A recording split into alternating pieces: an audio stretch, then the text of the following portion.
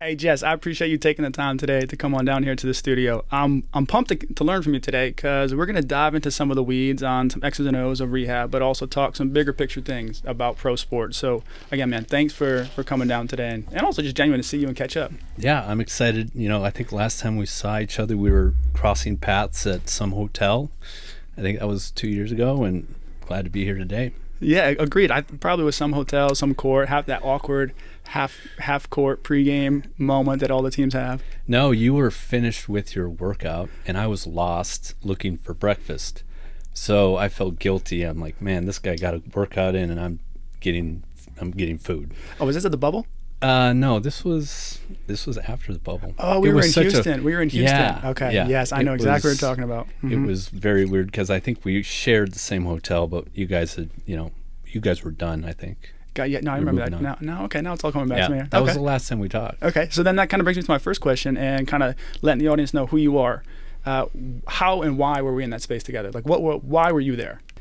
I mean, we're NBA guys, right? So I was the director of player health and performance for the Portland Trailblazers for 5 seasons, and we dealt with the bubble, and that was interesting. I think out of all the teams, you guys did it the best way. I think you looked like you were having a lot of fun. Everyone was trying to maintain their sanity with different tasks, and you guys were getting good workouts in and doing all your stuff. So, that was a good experience between all of us. Yeah, I agree. The bubble was a fun time. How would you describe the bubble experience for yourself?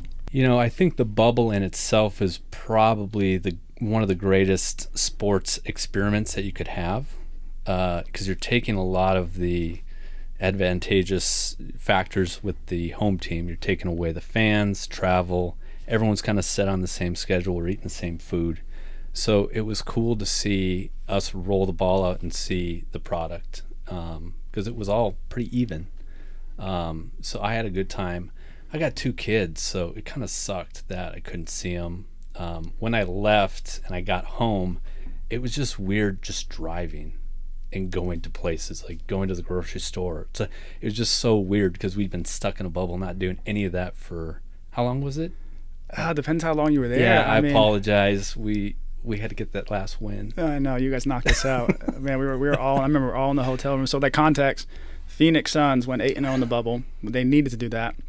And then they needed help for some other teams to qualify for the playoff. And we were watching that Portland-Brooklyn game, and y'all were going down to the wire. And it was like back and forth. Dame doing what he does, hit his shots from the logo, just killing us. Karis LeVert had an amazing game. Yes. And then it came down to the final possession, and literally we were either leaving the next morning at 8 a.m. on this one possession, or we were staying the next 48 hours. And sure, unfortunately for us, great for you, y'all, the possession went in your favor, not in ours. So we're packing our bags. Players are leaving at midnight. They're like, it's 10 p.m. Yep, I'm out. Like, I can leave now. Like, we're out. I was out, I think, the next day, 8 a.m. I was getting in the car, same thing, driving to go see some family. That became the relevance of the Phoenix Suns. Mm-hmm. You guys came the next year and killed it. Yeah, it was a great experience. So then from Portland Trailblazers, was that your first entry point working with athletes, or was there some time before then that got you to where you were? Yeah, I've lived a very eclectic professional life, but I was director of physical therapy for Exos, so I managed the 5 teams that we would call the legacy facilities in the country.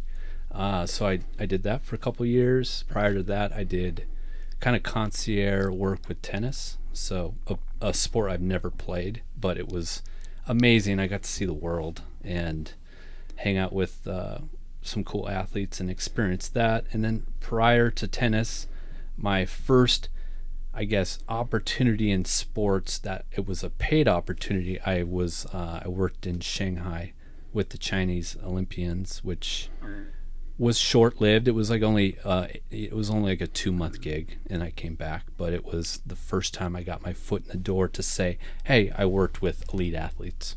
Isn't that one of the greatest joys of the opportunity, if you can, in your personal life, the opportunities that are out there for wanting to work in sports? Like you just said, you spent 2 months in Shanghai. Yeah. There's not many people that have the opportunity to, on someone else's dime, go into another country and experience the culture for 2 months. I think that's fantastic. Oh, yeah. I mean, I was the only American So it was very kind of lonely. I had a translator. And if you ever want to improve your manual therapy skills, like palpation, and know literally that there was a change that happened on the table, work in a foreign country where you get zero feedback and you got to listen to your hands with all that. So 2 months of doing that, it changed my perspective with some of the interventions and how I approach things. You're not the first person I have heard say that. Shout out Darcy Norman when he was working with Roma. Yep. He was similar. I've heard him speak upon how he had to dumb everything down because he's trying to speak what he knows in English into Italian. So like your communication skills are exponentially improved because of the inability to communicate, but you still have to find a way to communicate. Yeah, and in China, they don't officially have a role as a physical therapist. They don't have it. I don't know what the equivalent is, but my translator was trying to become one. And she was a sweet gal. Her name was Jane. And she sat down one day. She goes, I want to do what you're doing. And she goes, I have read the book Maitland 2 times, cover to cover. And I said, stop, Jane. You've read Maitland twice. I said, how many patients have you treated? She goes, I've never treated a patient. I go, Jane, that's like reading a cookbook but never cooking a meal. Like, it was so crazy to think that she was so locked in these books but never had her hands on a patient. That's unreal. I mean, also, like, and that's incredible because I can sit here and say I have never read Maitland cover to cover. I haven't either. Let alone twice. I mean, like, you get what you need out of the textbook and you move on. But, I mean, that's amazing. I mean, okay. Very impressive. Yes, very impressive. That's unbelievable. Okay, so time in China, time in Exos, into the MBA. What I really want to learn from you, because you were in a great position when you were in the MPA, it was a position of management and leadership, but also a practitioner at the same time, which is kind of this hybrid role, which I think is very enticing. Just something I'm always curious about how people are managing that space. So like, if we would touch upon the leadership aspect first, what insights do you have towards effective leadership when you manage multiple departments? I think you have to, from a leader, especially in pro sports, there needs to be a level of honesty when you are a leader. You have to have some consistency in how you explain things and how you want to lead a team. Because I feel in pro sports you can get the best of the best, and and I know, and anybody in the setting, one thing that you find is you don't get as many reps, or you don't get to per se do strength and conditioning like you'd like to, since you have 4 games in a week, right? So there's almost an identity crisis amongst all the staff because you can't do the things you want because there's just not enough reps, volume. Or the other thing is you may not have the autonomy like you would have on the private sector because you have to answer to someone else.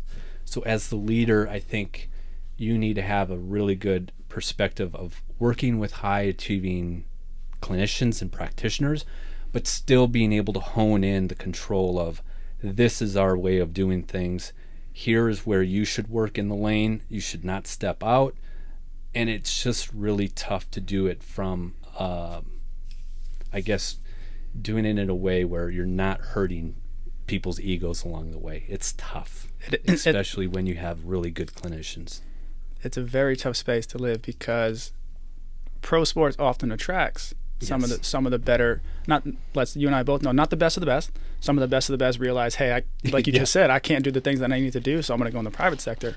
But at some point in time, pro sports does have a lot of high quality practitioners, and it's very challenging at times to navigate how does everybody have a piece of the pie and feel like they're a part of it and they can do what they need, but at the same time, like you said, staying in your lane and being respectful of other roles. So the question that comes to mind is, there's like two thoughts that like I want to kind of see where you take it. Yeah. You have the thought that we operate in silos, and hey, stay in your lane, operate in your silo. Vice, hey, we're going to be as integrative as we can, and we're going to kind of blur the lines a little bit and allow dual credentialed people to kind of float between the two. So you got those two schools of thought. From your perspective, looking back on that space, how would you manage those two? So the 5 years I was in the NBA, we worked in the latter. I had the smallest staff in the league. So I had to hire people that could do a few different things in their roles. PTs that could do sports science, strength and conditioning that could do maybe some manual. Like, it was just, that was my reality, and those were my barriers that I had to look for. Kind of, I wouldn't call them unicorns, but very duality of roles. So that, I feel, is the better model. It keeps people growing and want to learn more. But then there's another component to it where you got to own your role. And I think sometimes people get bored because, again, the reps, the volumes, maybe you only get how many rehabs in a year. You start to get bored, and you stop looking at the things that you should be good at, and you start spanning into other industries because you're wanting to get better. But it's just a balance of making sure you know your specific role. But I think you do need to have the knowledge to have that communication amongst the others, or have an intellectual conversation that you can influence some of the decisions because you have that knowledge base. But in general, I prefer the flow of departments and not the silo, because you and I both know what comes with that, the byproduct of the silo system. Communication sounds like it has to be important when you're in the model that you were just alluding to. Mm-hmm. How did you create an environment that allowed for positive communication across departments? I didn't have a lot of rules. I was not a micromanager. There was one rule that I always held firm, and that was, if players were in the building, your door to your office had to be open and your blinds had to be up. Because I wanted to make sure every athlete felt like they could come into the office at any point and not be like, oh, I don't want to bother Jess right now because he, if the door's closed, I might not have been doing anything that I could have easily been pulled away. But that was a moment lost where you could have gained trust with the player, which is critical, especially being the director and kind of overseeing everything. You want to have that seamless ability to communicate with players.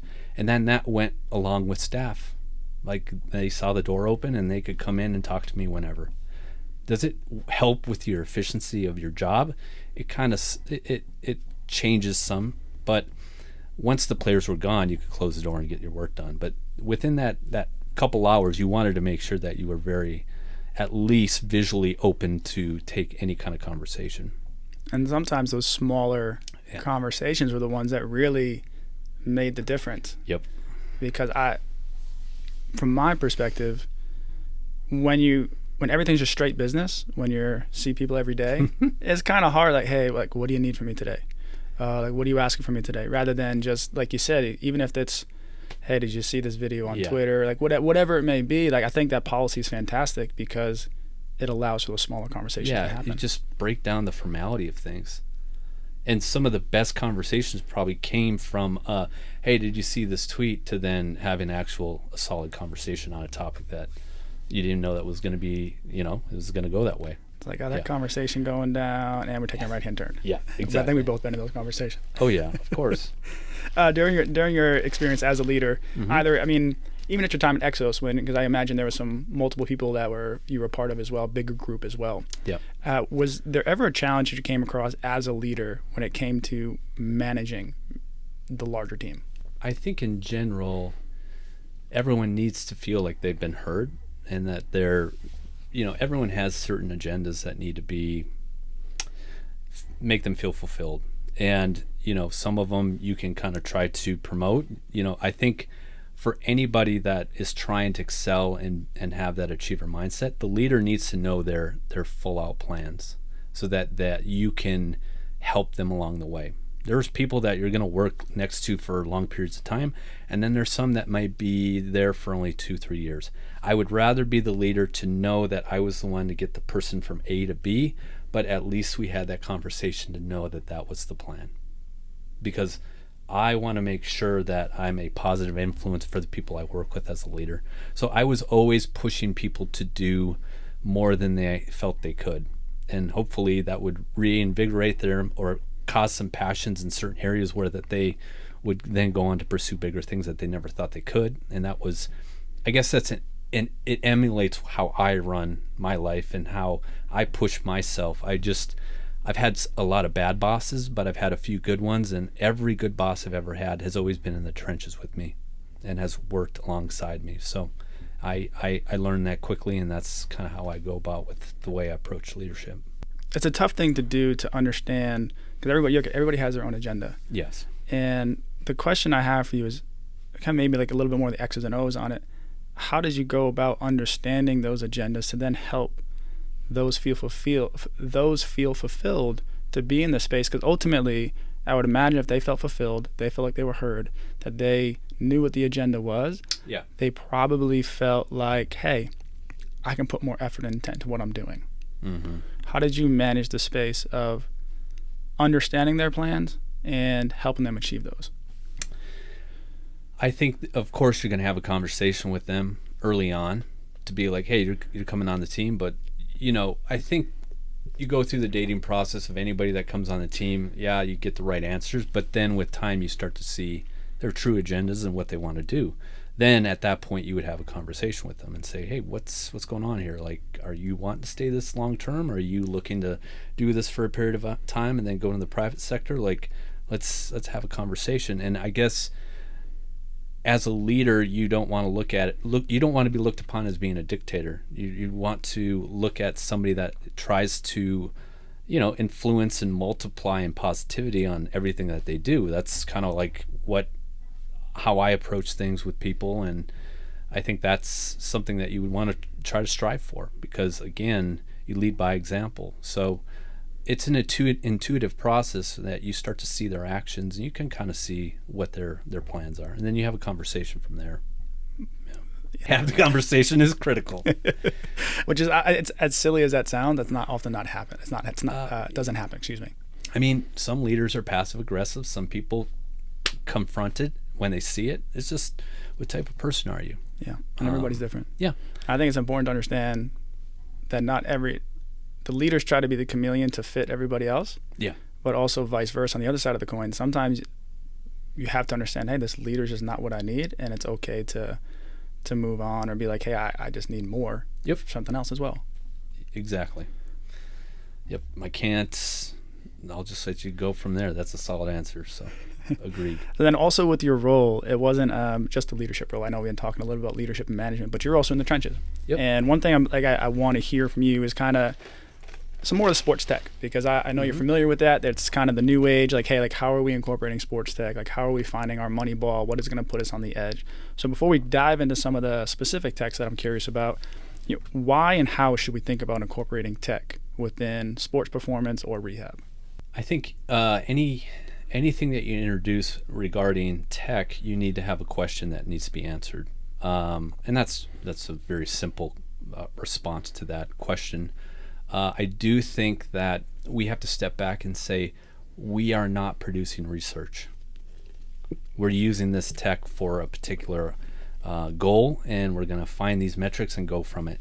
Some of it's overly standardized, and some of it's more practical and kind of living in the world of idealism and pragmatism. And most of the time in the NBA, you side on pragmatism and just do the things or use the technology that's going to get some kind of result that you need, and then you can get it, you move forward with an intervention or focus of training. But whenever I look at tech, I use an acronym that I've created, which is called the PACE concept. So PACE stands for practicality, applicability, conceptual, and effectiveness. And for me to introduce any type of tech, I grade on each level to see how this would actually be implemented. So practicality would be, how easy is it to set up? Does it take a long time? Is it really easy to put on and off? Applicability is the data that we need to take that information and make a decision. Is it actually valuable data? Conceptual is like, okay, is this modality make sense to me from a philosophical level? Like, do I believe in what they're stating? And then effectiveness is, does it work? And between all of those, you can grade your thoughts on a piece of tech or modality, and then from there you can say, you know what, we will bring this piece into our group, but this is not a team-wide specific piece we're going to use. This is going to be a rehab specific or return to play, because the practicality is low, but the applicability of the data is high, and whatever you want to measure it out. But again, it's not just so much what kind of tech can you use, how are you going to use it team-wide versus individual base, and kind of go from there. I love the acronym. It's very applicable. Not to use one of the not to use one of the letters, but it's so true, because I, as you were saying that, I'm thinking in my head like some of the tech that I've been using lately, and I think, oh, that's specific to applicable and practical for rehab, but it's not applicable for the rest of the team during a team lift, because it takes too long to set up. So if we take that acronym of PACE, and let's talk about one specific tech that you and I are familiar with, which is HUMAC. Yep. Right? Isokinetic and isometric testing. So before we dive into what HUMAC is, being just the brand name of a specific machine, for the audience that may not know what isokinetic versus isometric means, what is the difference between the two? Well, isokinetic, it's equal speed, which means it accommodates to whatever you can push into the bar. So it's self-limiting, which and isometric is, you just equal force. You're just pushing into a bar, and you're seeing how much that person can produce, either torque or peak force, whatever you're looking at, rate of force development. But HUMAC norm, if you pulled me aside 5 years ago and said, Jess, what do you think about isokinetics? I'd have been like, what? I have no reference to what that is. But, I went from a manual therapist, heavily entrenched in fellowship trained work, to then sports performance with Exos, to then getting into basketball, and then looking at isokinetics as a tool, because we used Quantum 1080, which is basically an isokinetic machine, but it's on a Smith machine. And I was testing guys. I'd have an MRI of their knee and see, oh, look at all this pathology. And then I'd have them try to do some form of a squat variant. Let's say what we did was a Bulgarian split on the Smith. And I'd look at the peak force and I'd say, well, it looks equal. But then I watched the movement and I'm saying, that's a quad avoidance strategy right there. How does that work? Oh, clearly the glute was doing more on the pathological knee. So I was getting information, but it wasn't tailoring my decisions to go to management and say, let's give this guy a 3-year deal. His knee doesn't look great, but he has equal peak force. So I had to pull back and say, all right, I need to go. I need to get into isokinetics. I need to lock the knee in so it tells me the true picture of how much it can produce via torque or force. And even if the player says he doesn't have pain, I can visually see that he's limiting himself at this point in the range. So he may not have pain, but he's not pushing hard enough to cause pain. And then I was able to mirror that test with the MRI. And I felt more confident to bring that to ownership and say, all right, this is the true case. What I'm hearing you say is the isokinetics and isometric were a part of, let's just say, if we think about a car, right? The force plates was how fast you're driving down the track. And the isokinetic and isometric was what's the tire pressure? Are the wheels aligned? It is looking at the parts rather than the whole system. And sometimes you do have to address the part rather than addressing the global strategy or the external output. Am I correct in hearing that's how you interpret it? Exactly. Okay, so let's for those that are still unfamiliar with isokinetic, let's use knee extension, right? Like post-op ACL. What is the actual process of utilizing isokinetics versus isometric for, let's say, assessing quad strength? Well, for one thing, you're going to see the force curve. And you'll be able to see how much they can produce. Again, I'm openly saying force or torque, but in general, we're looking more at torque. But you're looking at your torque curve and seeing, based on leverage or mechanical advantage of the leg, you'll be able to push harder at one point, usually between 50 and 60 degrees of knee flexion, and that should be where you peak, and then it will start to lower your force production. That you will get that information from an isokinetic. You'll get a nice view of how much torque can they produce through this range.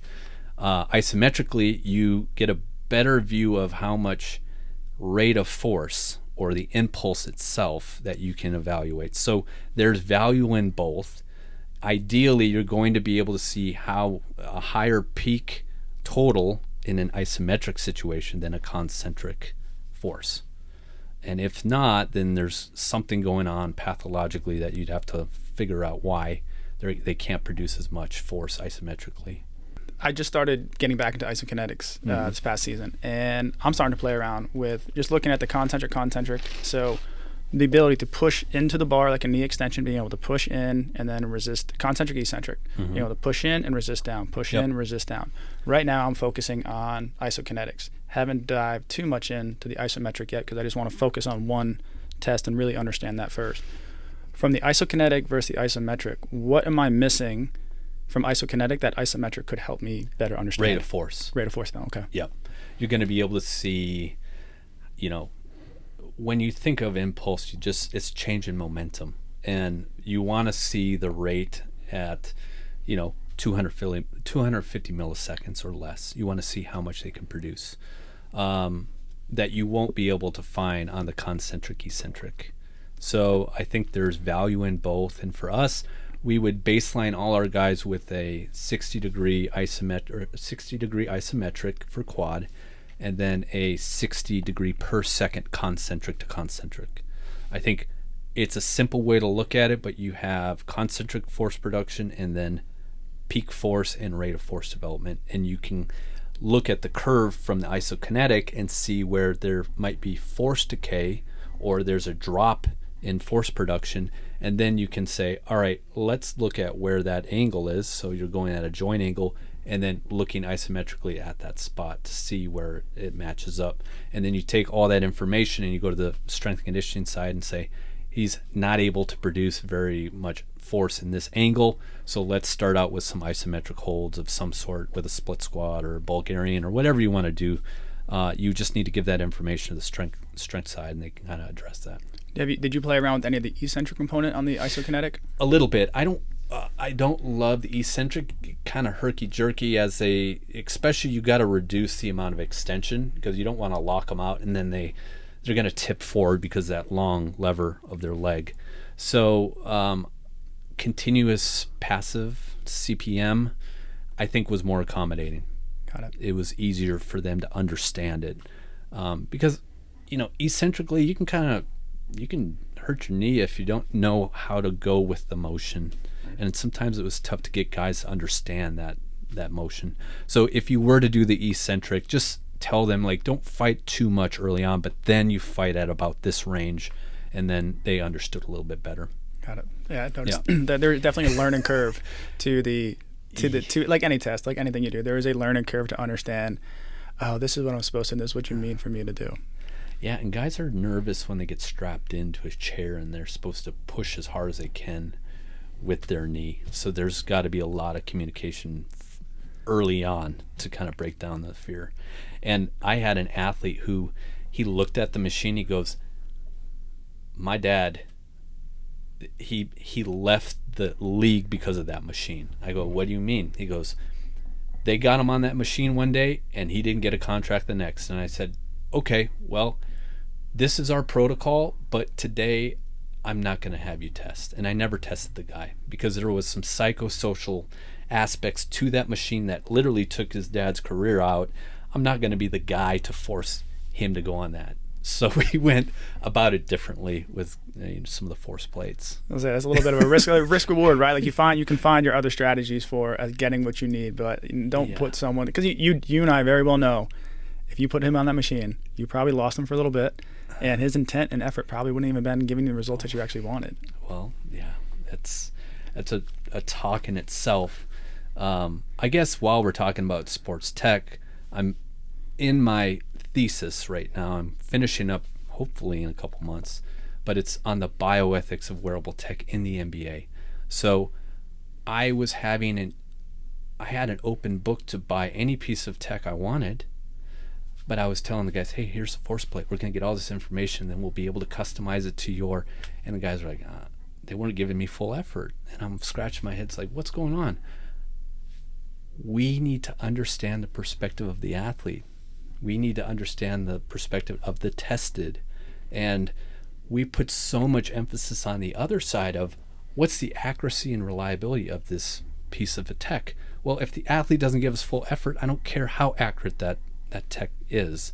So it's a qualitative study where I'm just asking their perspective of what do they think wearable tech is and their data rights, and it's more about just hearing their concerns, because I don't think we can be a better staff at implementing technology initiatives until we hear the voice of the tested. We'll find out. We'll find out. Another tech I'm curious you've had experience with, Plantiga. Yeah, I thought it was it's a valuable tool for asymmetry. So you can get them in the shoes and have them move around. So that is by far a very practical piece of equipment. You can get them on the court and they just have them do stuff, and you're analyzing their symmetry right and left. We would do baseline tests. So at least 5 or 6 different sessions, and that would be then averaged out, and that was their norm.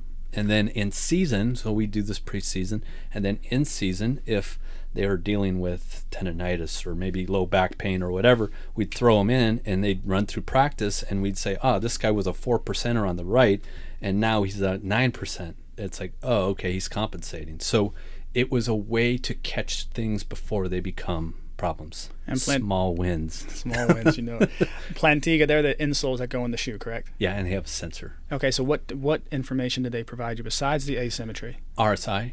Okay. Distance. So it was an accelerometer. We wanted to mirror force plates at home and try to get the similar metric to on the road by putting the orthotics in with the sensors, and then we would get their RSI. So we wouldn't have to formally get them on a force plate. You could have them do a tuck jump with the orthotics and get their RSI, and then it's just one less piece of the formality of, hey, get on the force plate, hook it up, turn it on. You just want to try to be as minimalist as possible when you're doing these tech pieces, because you don't want to do too much. Mm-hmm. So if they don't really remember, or they forget about it, or it's more minimalist, they may give you better effort. So how does the Plantiga fit with a custom orthotic? That was a problem. You had to send the orthotic to Vancouver, Canada, and they would basically figure it out and mold it, and then they send it back. The only problem in the NBA is we need things done now. And if we're waiting and we're on a road trip in 3 days and it's not done, that becomes irrelevant. Time is everything. Yes. It's so needed things done yesterday. Yeah. So then IMU came into the picture, which is a medial malleolus ankle bracelet, and it tests basically tibial stress is what they say. But you could just get it above their medial malleolus, tape it up, and again you get your asymmetry and distance and a few other things. All right, so I'm curious, kind of big picture.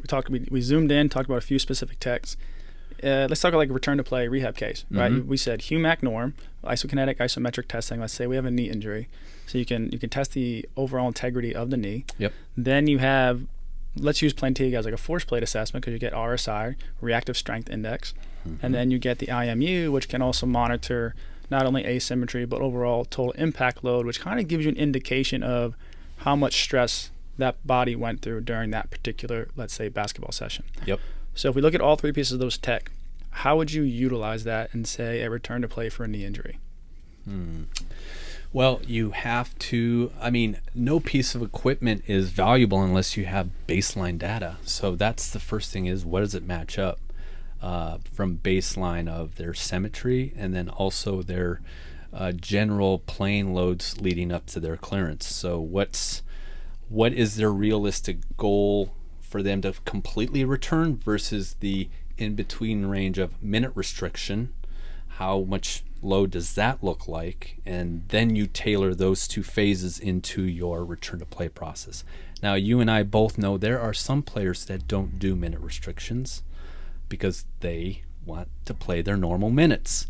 And that's always an issue in itself that not a lot of people talk about, but some players say, I'm not ready until I play my 35 or 40 minutes a night, and I'm not going to play until I'm ready for that, which then throws another wrench of return to play, as now I have to load this player in simulated fashion for another 2 weeks or maybe a week to get them to then be fully cleared for game intensity, normal return to play. I think that is such a brilliant point to bring up because it's a very real one.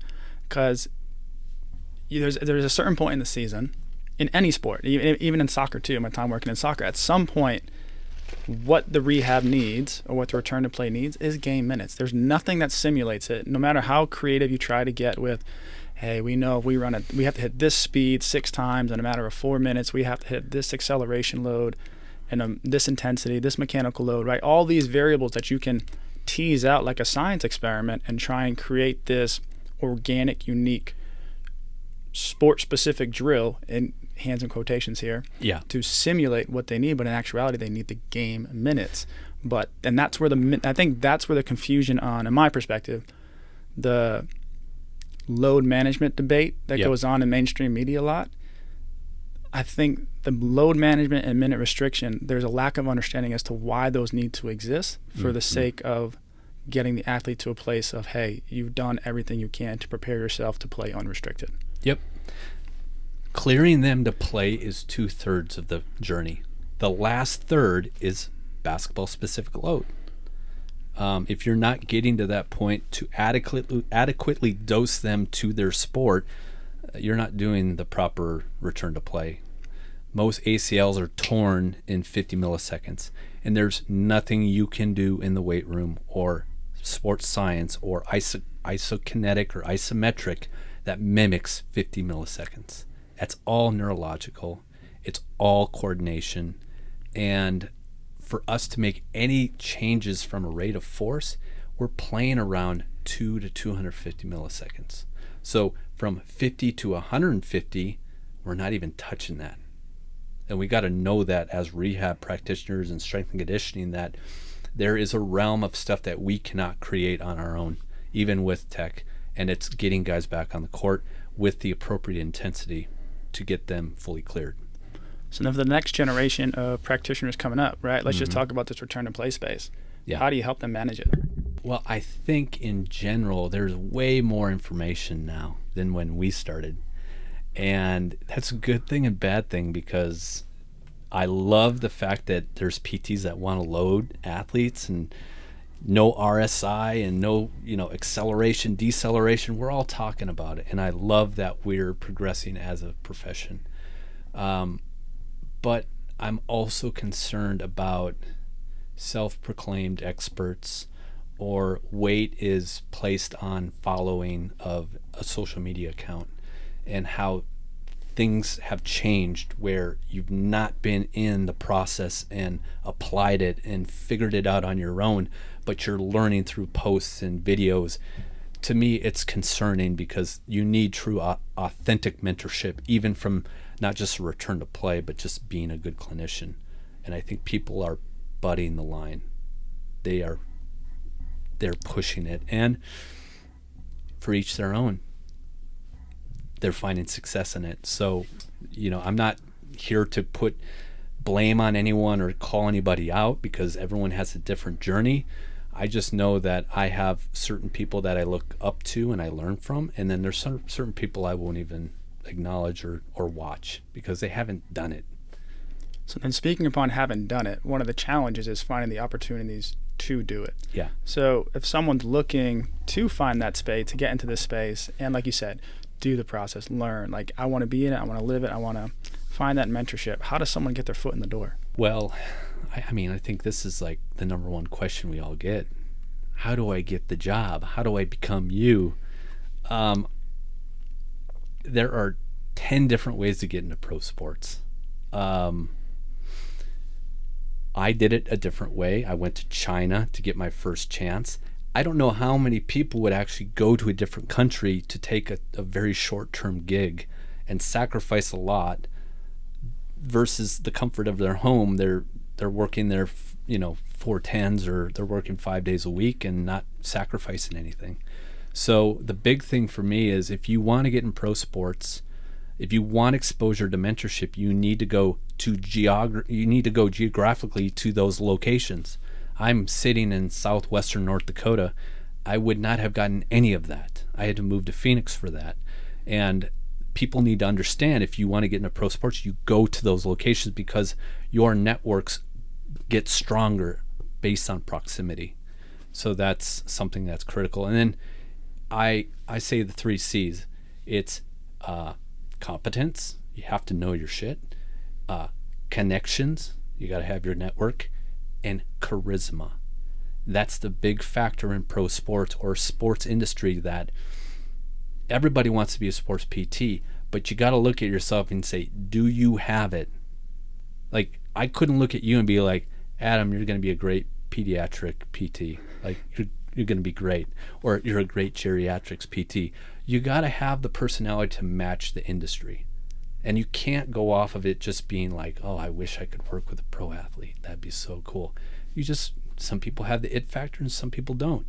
But you got to have charisma, you got to have the connection, and you got to have the competency. And all 3, it's just the first 2 is what people focus on. It's that last bit that will get you to be successful in it. It's hearing you say it as charisma. I like that word, because the way I've described it going through the hiring process of other colleagues is, oh, they just get it. Is that oh, he gets it, she gets it. Yeah. And when you're talking about like evaluating the charisma aspects, like trying to build that, if someone, like things that I would look at, right? Like random questions I would ask during the interview process or the questionnaire we would send out during the hiring process, like, hey, did you play sports? Did you play any team activity, not even sports, at some level of your life? Hey, did you have siblings by chance? Did you have a large family, small family? Could you start to get this idea of what kind of environments were you exposed to? Because we know that's what the environment of being in a team, a locker room, with a large group of people, that you will never be as big as the group, but you always be a part of it. So understanding, have you had the experience or exposure to some semblance of what that environment might be like? You got to look the part in some capacity. If you don't, that doesn't mean you can't get the job. It just means you may have some additional barriers that you need to be aware of. And if you don't look the part, if you don't have the charisma, then your competency has to go up, your connections have to go up, and those can start to fulfill maybe that vacancy in the other. It's almost like the analogy like I'm hearing you say is, if I gave you $100 and your competency is 40, yeah, well, you gotta spend probably your $60 elsewhere, right? Like vice versa. It's kind of like you're balancing your checkbook of like, hey, where do I need to invest in based on what my constraints or what my skills, adequacies, whatever they may be, personality characteristics may be. Yeah. And if you're at $80 of competency with 10 and 10, or less even with charisma, you might be a consultant. You might be a guy that or a gal that come in and you provide your expertise, but you're not built for the profession itself, being in pro sports. Curious on your take on this question. Where have you seen people fail in pro sports? The big one is when you kind of get skewed because you get to be in pro sports. So you've gotten to a point professionally that you may have a title, or you're in a position where there's so many people that look at you and say, man, I wish I could do what he's doing. And then you get into the world of pro sports and it's, I got to answer to him, her, got to make sure these players are okay. And it's extremely humbling being on the inside, but from the outside, you're like, oh, he must have it all. So going into pro sports, no, it's not about you. It is not about you. It's about the players. And then from the players, there's additional egos and individuals you have to make sure everything is locked in. So upper management, coaching, everything is sufficient there, even your staff. And any time that you make it about yourself, the players are great. They have a great BS meter and they will catch it very quickly. And if they find it, you're done. So then the flip side of that is where people have been successful in pro sports. Head down, grind. Not about you, about the team. It's just the flip. Bring in good energy, not fake energy. Being the consistency. The medical team especially is the cog of the wheel. We deal with a lot of stress on a different level, and we usually are there earlier and later than everyone else. So we are the consistency when it comes to the team factor.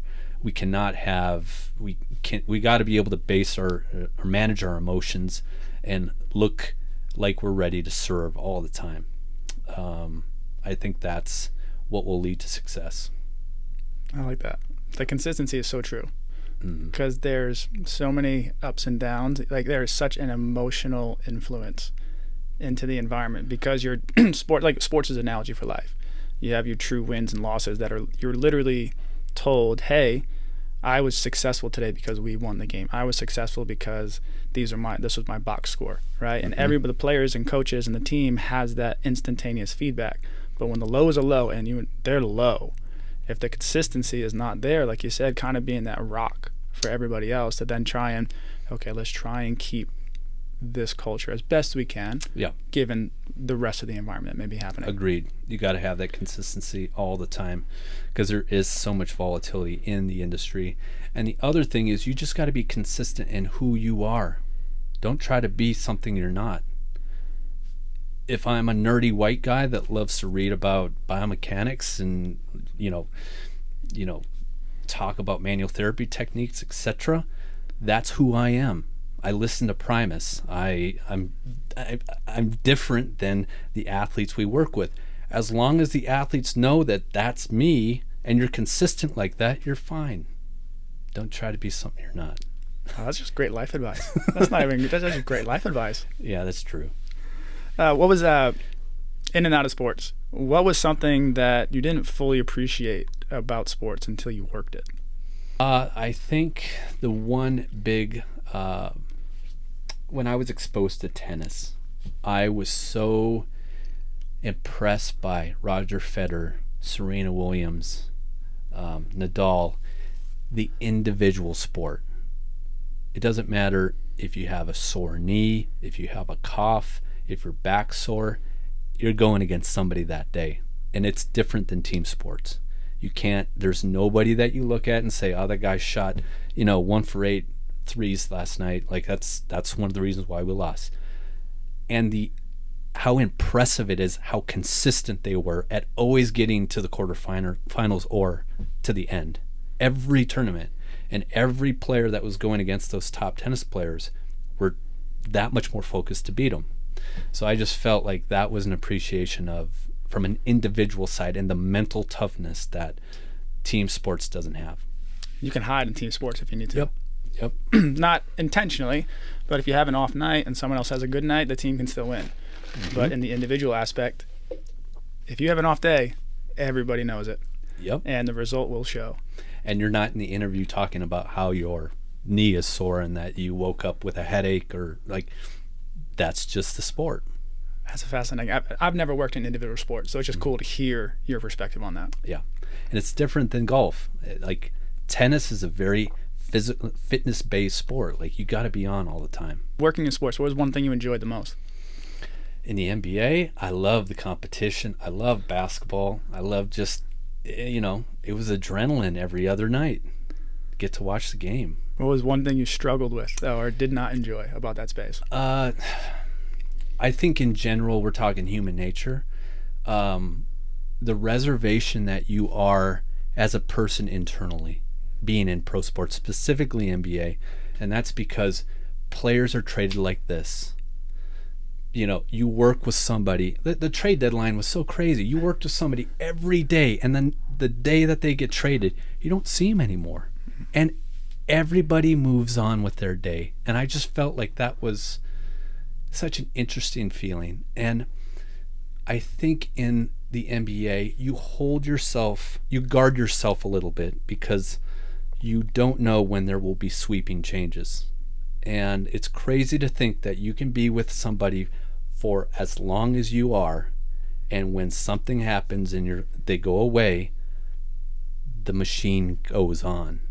And I think it's a protection that we have as humans, not to get too close, especially in an environment of volatility that is the NBA. Yeah, trade deadline's it's a nasty beast. Yes. And the human element behind the time you invest with even your coworkers, because it's just as volatile with the workspace as it is with the players as well, right? So And you and I are speaking from a context of sports, and I would imagine someone that's listening to this that doesn't work in sports, that work in business, like, hey, like that's the same in my industry too, right? I don't know. I never lived that space. I would disagree on that. Yeah. This is a very unique space.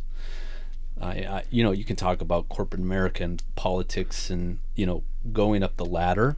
That you can kind of see maybe in the NBA as well in some capacity. Politics are everywhere. But yeah, it's a protective mechanism when you are concerned about when will you, like if this person goes away, you just move on with your life. It's I don't want to make it sound so sad. I don't want to go about it. I'm just being a realist. Yeah. I mean, it's a very real thing. Yes. Trade deadline happens. This year I woke up and two players I worked with closely. I wake up my phone. There's a couple text messages, a couple tweets, some news headline. They're on an Uber to the airport, and I'm running down the stairs to say goodbye. Yes. Right? Like that is a very real situation that happens, which to the human element, you and I, empathetic individuals, we like to connect with people. It hurts, right? It hurts. Yeah. It's a sad part. It's unfortunate. Mm-hmm. One of my best life lessons my dad had. I was in between a job, and I had just committed to this company, and I felt like it wasn't right fit. And I had lunch with my dad, and I was like, I think I want to move on, but I'm worried about the relationships I've had and this. And he had a glass of water, and he put his finger in his water, and he goes, the moment I pull my finger out, the water fills the space. The machine goes on. And he goes, you're looking at your reality very skewed to you. He goes, most of life, people will see you, interact with you, and then once you're gone, you're gone. And I don't want, it's not a depressive type of look. It's just knowing that when you do have somebody that you connect with and you're close, you just have that much more appreciation. And the other thing is, if you change that analogy, is you can disrupt the water too. You can knock the glass, you can make it, shake a little bit, but in general, I think everyone wants to feel like they've changed someone's perspective. And again, that water fills up quickly once you move that finger. The machine goes on. So Your dad's a smart man. Yeah. Wise man. Mm-hmm. If you looking back kind of your time in sports and NBA, if there was one thing you could go back and do differently for better or for worse, anything come to mind? I would just mirror that. Deeper relationships. Look for, open yourself up and looking for the deeper connections with both athletes, staff, and being okay with whatever outcome that was. Just approaching it in a way of like, I want to know who you are more, and if things were to move on, I want to make sure that we have a relationship after that. That's probably what I would change. Yep. The relationship side, the job comes and go, but the relationships can stay. That would be my goal. That's a good goal. Yep. So if we zoom back out here, kind of in the weeds, talk some rehab, zoom back out, kind of talk life. Yep. Ups and downs. Life goes on in the NBA, life goes on in pro sports, team wins, teams loses, right? But at the same time, like you said, to be consistent, right, you have to show up and be your authentic self, right? So across the course of the season, right, I imagine there's down times and up times for that staff and even for your position. How did you find your small wins throughout the season to keep pushing forward?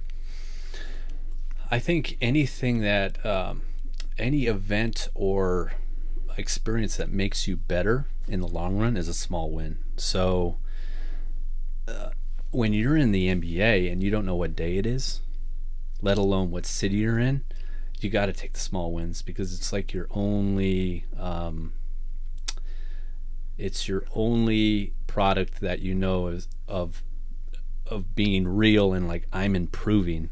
I don't even know what day it is, I don't know what city I'm in, but it's just one of those things where you got to look for the small wins, because again, you lose your sense of time, especially in the league.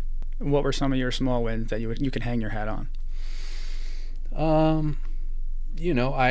I think when I was in a different city, I made sure that I would try to connect with somebody, to have coffee from a different perspective, from a different team.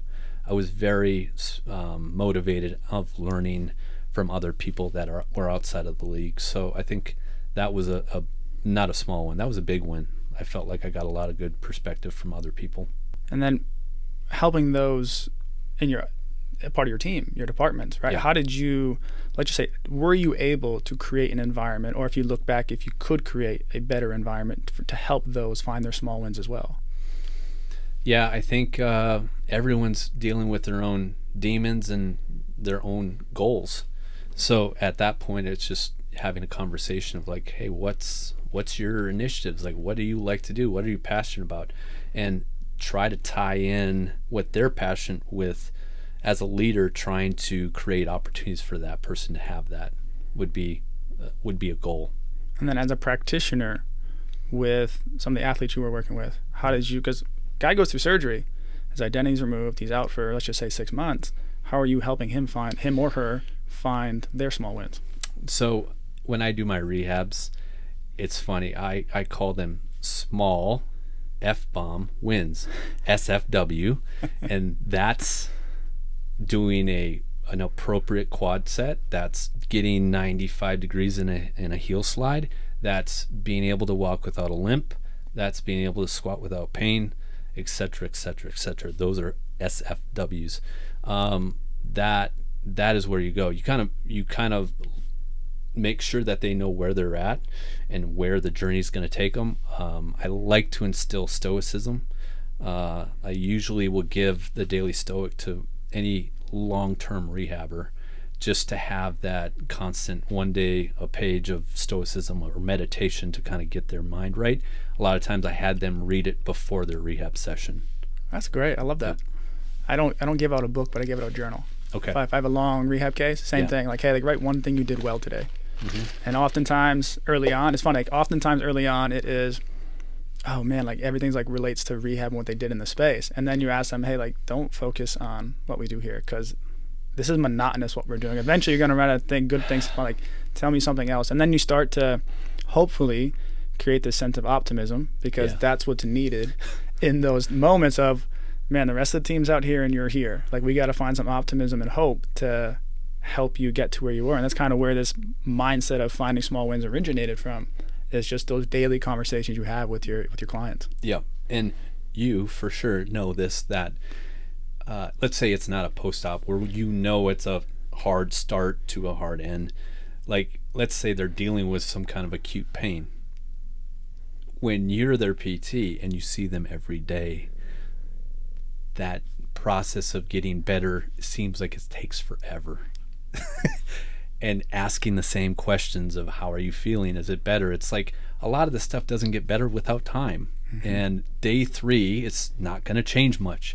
So it's tough on your end to look for positivity when they're seeking it and not getting what they want, when you know damn well that it's going to take some time. It's like it's a blessing and a curse of seeing them every day. Because it's amazing that we have the opportunity to see them every day, because you get to take deep dives onto kind of the nuances of stuff. Yeah. But also to the flip side of that, to your exact point, injury goes down. Hey man, we know this will feel better in a week. If we were anywhere but a team setting, I wouldn't see you for maybe 2 weeks, and you're going to come back feeling great, because sometimes things just take time. Kudos to you to have that initial conversation versus having it feel like Groundhog Day. Which it definitely can be. Yeah. It definitely can be. And we alluded to a lot of tech, a lot of experience here in this room right now. And I think people beyond sports, right? There's things that you and I have learned just from a lifestyle and health and performance. For the layperson that's looking to make I want to say layperson, the person that doesn't work in sports, but the person that's not an athlete, looking to make an upgrade or a change to their lifestyle for the better of their health, what advice do you have for them? Do what you love. That's a general statement, I guess. But if you like to, dance on the weekends to get workout, do that. Like, why would you have to go and get on a treadmill when you can do something that actually brings you joy? So I would just say be open to different habits, and whatever fulfills that cup, do that and repeat it. The other thing is starting something like a habit. Anything that you write down, first off, you should write down whatever habit or goal that you have, and you should be very, very serious about it. I think a lot of people look at stuff and try to change half-ass. They don't have that seriousness that they need to accomplish the goal that they have. Write it down, have it in all different areas where you have to see it. Tell people about it, so then you're keeping yourself accountable. Put money down to, if you don't do it, you lose it. Like, you have to have that level of seriousness to get it to be instilled as a good habit. Self-inflicted accountability. Yep. And the other one is bucketing something you like with the thing you're trying to get better at. So how do you manage the piece of, this is what I like, but this is what I know I need to do for betterment of health? And it's like, let me use an example here. You use the example of dance. Love to dance. Let's go take a hip hop class this weekend. Maybe you're into ballet. I don't know what you fancy. You over don't here. want to see me in a see me in a tutu, man. Whatever you fancy, right? Yeah. But then we know to live longer and live healthier, hey, you need to be strong. So what advice do you have for someone, like, they really just love going and dancing, but we know, hey, if you're stronger, you live longer, but they don't want to lift. How do you help them get there? My dad's like that right now. He hates lifting. I know that's important to him. He's been diagnosed with Parkinson's 2 years ago. He needs to lift. I'm still battling that. It's tough. Like I had just mentioned, bucketing is important. So doing something you love. So let's say you love to drink coffee and read your newspaper or your emails. Let's say this is my dad. You bucket that, which gives you joy in the morning, with you have to do 15 minutes of strength training to get that coffee. Mm-hmm. And you have to stay firm with that. That would be, so you're linking something that brings you joy with something that you're trying to change, and you don't get that without this. Reward system, I like it. Yep. Oh, that's great, yeah. I never thought of combining those two simultaneous goals as a reward and habit situation. Yeah, if you like watching TV, you're on a treadmill while you watch your show. Fair. Yep. So then if we kind of wrap things up here a little bit, talked about kind of things for people to learn in the space, people to get better at. Yep. Education piece. Where does your mind go with trying to, or how are you trying to help those educate? Well, you're looking at a guy from North Dakota that had zero resources, and I'm probably considered old now in the game of PT. I'm practicing 14 years now, but in my case, I've been focused on team sports for so long. I was very tough to reach because of the commitment from pro sports. I've shifted and said, you know what, mentorship has brought a lot of joy in my life, and I learned from great mentors prior.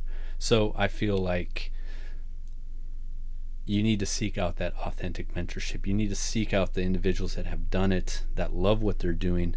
Because if you ever see somebody that's working in the profession that they excel at and they're driven by passion, just based on proximity, you will feel their energy and you will become energized as the mentee. And I assume you have good mentors yourself, that you have to just be close to them, and their presence allows you to just leave and say, gosh, I'm looking at it differently.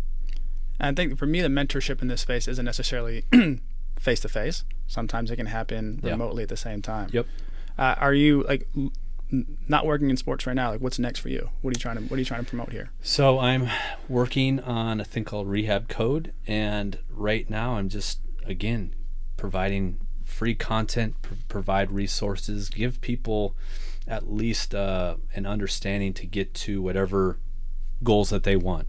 And my journey is different than theirs, but I can be a resource.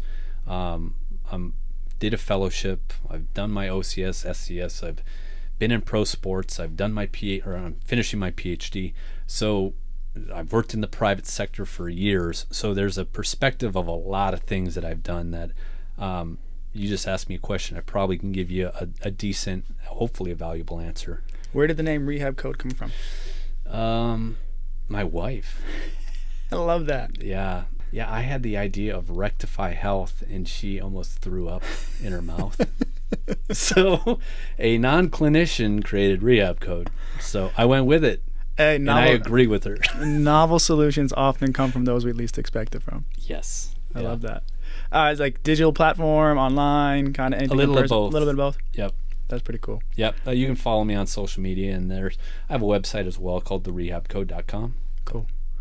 That's awesome. And Yep. so how are you enjoying that new venture? Social media is a double-edged sword, man. It's a vehicle to get people to view content in the way you want, and then there's just a lot of garbage. So I've balanced, I guess, the direction that I want. I speak of the things that I find valuable that I do on a daily basis, and I don't kind of go down the bunny hole of trying to get as many followers as possible, and it's been fun. I don't think I'll change from that either. It sounds like you're being authentic to who you are and what you want to do rather than caving into the sake of, this is what the business and market needs. So, okay, I'll do this. Don't need it. That's tough, man.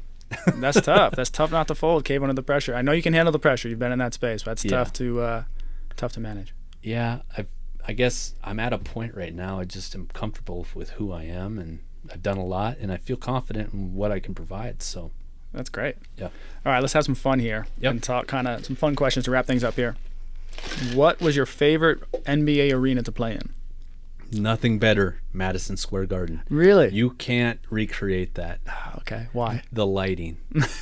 Everyone says it. I don't disagree. What can you, for those that have never been to MSG, what makes MSG so special about the lighting? It's the show. You are the show. It just feels, I don't know if it's dark on that layer, and then there's just light that shines on the court itself. It just feels like everything is about basketball in that arena. Fun. Now, LA, Staples, you got the show. You get all the celebrities. You get to see who's watching the game. Madison Square Garden is just, it feels like it's just authentic basketball. Fun fact I learned this year. Mm-hmm. Numerous new arenas try to have the lighting from MSG. The league puts their foot down and says, no. You have to be a certain market with a certain brand. Cool. To be able. That's why, because if everyone's been to MSG and the Lakers and the Staples Center, both of those arenas have that stage lighting where if you're on the court, it's super bright, but you can't see 15 rows up because it's dark, right? Just like a theater in, on Broadway or at LA Live, right? So I learned that this year, that some teams have tried in their arenas, like we want to do I actually like that. Because it keeps the authentic to, that's what makes MSG. Because then if everybody was doing it, it's look at, you're in Memphis or Minnesota, it just doesn't have the right feel. Favorite NBA city to travel to? Oh man, I love New York. Yeah, that's just I love New York. Brooklyn, that's always fun. What about you? Ooh, I always have to say top three because there's different reasons. Yeah. Which ones? So Boston, Atlanta, family. Okay, Yeah. but I grew up in the Northeast, so Boston's always nostalgic for me. Boston, Yeah. I've kind of lost a little bit of the accent growing up and around. I wouldn't know. Back then, I would say, "Oh, Boston." Like I love going to Boston. Let me go park my car and get a lobster roll here. Yeah. You got that down. Oh, bro, bring me back. Leave me in Boston for a week with the boys, and I will come back, and my wife will be like, "Who are you? Okay. What are you doing talking?" Are you a masshole? No, Okay. no, I can't say I am. my boys back home may say differently, but no. Okay. Atlanta, my wife's family's from there, and then I really enjoy going to Denver. Denver's fun. I like where we stay because you have the accessibility to the river right there to go explore. I like it's clean. It's usually sunny, and I just love the fact that you can just see all the mountains around you. What about Portland, man? Portland in the winter is tough because it's raining it's raining 80% of the time. Yeah. So when I was working Portland's a fun city, though. I was going to say, so when I was working in soccer, Portland and Vancouver were my two favorite cities to go to because we're typically playing, when I was with New England, we were playing Portland and Vancouver sometime in June or July. Yeah. Prime season to be in the Pacific Northwest. So I loved those cities then, but in the wintertime when the NBA season rolls around, playing in Portland, I love the city itself, but when it's raining, it's tough, man. And we're inside all the time, so I love to try and get outside when I travel. Mm-hmm. And if it's raining, it makes it tough. Vancouver needs to be. Oh gosh, isn't that? We need to figure out a way to get Vancouver back. Oh, that was. I talked to anyone that's been in the league when Vancouver was a team. They're like, that was the best trip. You'd go from Vancouver to Seattle SuperSonics to Portland Trailblazers, and then hit the LA, and everyone's like, that was the best West Coast trip. Agreed. That would have been fun. Okay, flip it on its head. Least favorite city to travel to, and not. Sorry Why? for any of our friends that work for those cities. Why do I gotta insult people? Memphis, Cleveland. I really disliked Houston because if you sat on the bench on the second row, you sat parallel with the court, and then the guy next to you is perpendicular to the court, so you're basically in front of a fan. Yes. It's just so weird. I'm So- like watching what they're eating. Like, it just was weird. I agree that the whole seating arrangement for the benches is every arena is so different. I want to actually hit rewind real quick. And what is your criteria for evaluating a city? Energy, just the feel, restaurants. Mm-hmm. Yeah, I'd say those two. Okay. Yeah. And downtown. Okay. Yeah. What was your favorite thing to do when you're on the road? I like to network and meet people, and then just eat, just restaurants, man. You got per diem. You can go to different spots. That was the best. Yeah. There's nothing better. Per diem's nice. I felt bad for my wife. I'm like, I went here, and a lot of times if it was team meals, I mean, that was awesome. Great meals. Had a bottle of wine. It was just like nothing you had to pay for. It was just, yeah, it was pretty cool. There are some of those wonderful perks that do come with it. Oh yeah. And we complain about the travel and the environment and all that, but then push comes to shove, you get to go to a nice restaurant, not on your dime. It's pretty When wonderful. you can go to a movie and get whatever you want at the concessions, and the movie is just for you guys, that's an amazing feeling. You feel like a little kid. Yeah, that's wonderful. How about last one? Most memorable moment in sports? Oh, the wave. Dame over Paul George, OKC series. Hands down, there it is. Hands down. It was like it should be a movie.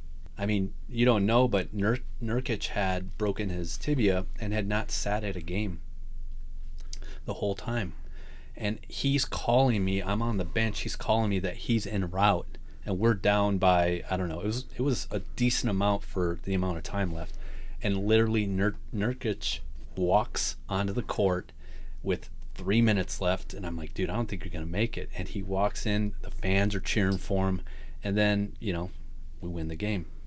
That's amazing. I didn't know that about Nurkic. Yeah. Oh, that's so cool. That makes Yeah. that story 10 times better. Like, none of the team knew. Like, it was just a surprise. He just showed up. He was watching the game at his house, and then was like, I got to get to the game. We need to get like a short, like Netflix 30 for like Yeah. a ESPN 30 for 30 on that, or a little Netflix short. And then, the rivalry between Dame and Westbrook was a real thing back, a few years ago. That's sweet. Well, dude, I appreciate you coming down here again. This was a fun conversation. Yeah. It went all over the place, but we got to where we needed to go. It was fun. I had fun, man. If people want to follow more about you, kind of the Rehab Code, what you're about, what you're trying to do, where can they tune into? Just simple, Rehab Code, Rehab underscore code, or the website, therehabcode.com. And then you can just get a hold of me from there. Sweet. We'll make sure we put that in the show notes too for everybody. So everybody, thanks for tuning in for this episode, and we'll see you soon. Thanks.